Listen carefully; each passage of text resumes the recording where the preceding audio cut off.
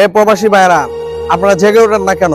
আমাদেরও একটা দাবি থাকবে, যে দাবিটা হলো বাংলাদেশের যদি আমরা 2 লাখ মুক্তিযোদ্ধা যদি দেশ স্বাধীন করে তারা 50% কোটা পেতে পারে, তাহলে আমরা বাংলাদেশ থেকে 1,20,00,000 প্রবাসী যারা আমরা রেমিটেন্স পারে দেশের অর্থনীতি সচ্ছল রাখতেছি, তাহলে আমাদেরও তো আপনার 20% কোটা দেওয়া উচিত না? মুক্তিযুদ্ধ হয়েছে আজ থেকে 57 বছর আগে। এই 57 বছর ধরে তারা বাপ থেকে ছেলে, ছেলে থেকে নাতির থেকে পুঁথি পর্যন্ত এই মুক্তিযোদ্ধার আপনার ভাতা পাইতেছে। এই মুক্তিযোদ্ধা নিয়ে এসে তারা মুক্তিযোদ্ধার সার্টিফিকেট নিয়ে এসে কোটা দখল করতেছে। তাহলে আমাদের ছেলেরা কি সরকারি চাকরি পাবে না? আমাদের ছেলেরা কি লেখাপড়া করবে না?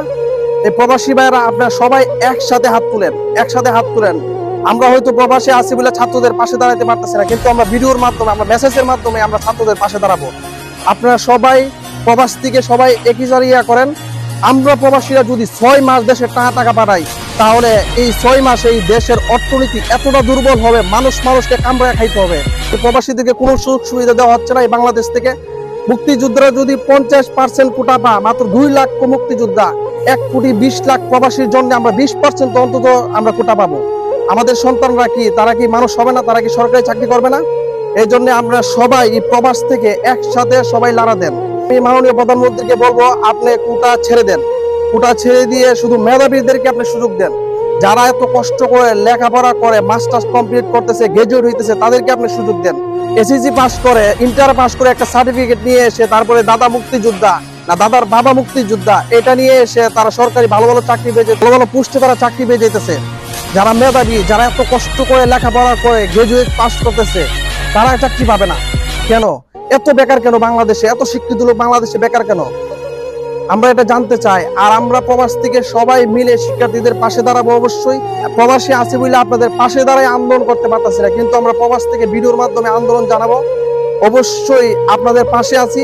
আজকে রাজপথে আন্দোলন করার কারণে এই আমার বোন আজকে লজ্জিত হচ্ছে। এই ছাত্রলীগের লোকেরা তাদের উপর আক্রমণ করতেছে কেন? এত অত্যাচার কেন বাংলাদেশে এই শিক্ষার্থীদের উপরে?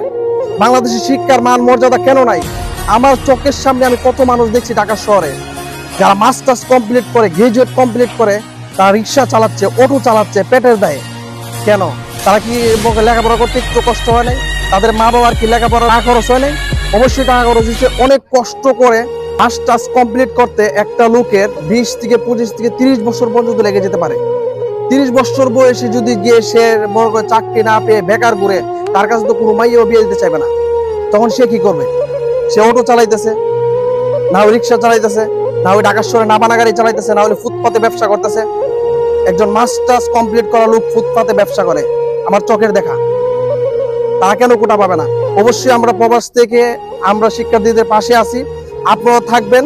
এরপরেও যদি কোনো শিক্ষার্থীকে রক্তাক্ত করা হয়, তাহলে আমরা প্রবাসীরা এক হয়ে আমরা টাকা পাঠানো বাংলাদেশে বন্ধ করে দেব।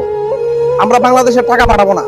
কোনো রেমিটেন্স, কোনো প্রবাসী বাংলাদেশে যাবে না যদি এই শিক্ষা ব্যবস্থার যদি কোনো সুব্যবস্থা আমরা না পাই। কোটার জন্য যারা রাজপথে রক্ত দিতেছে, আমরা 71-এর আন্দোলন দেখি নাই, কিন্তু আজকে 2024-এর আন্দোলন দেখতেছি।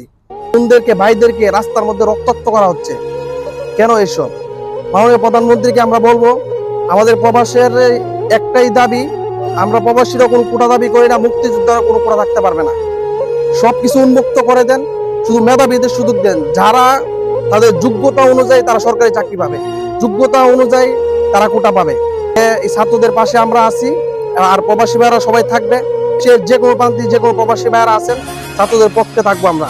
আর কোনো রক্ত হলে আমরা প্রবাস থেকে টাকা পাঠানো বন্ধ করে দেবো। রেমিটেন্স যাবে না বাংলাদেশে। দেখি আমরা কিভাবে বাংলাদেশ চলে যদি প্রবাসী রেমিটেন্স ছাড়া। ধন্যবাদ সবাইকে।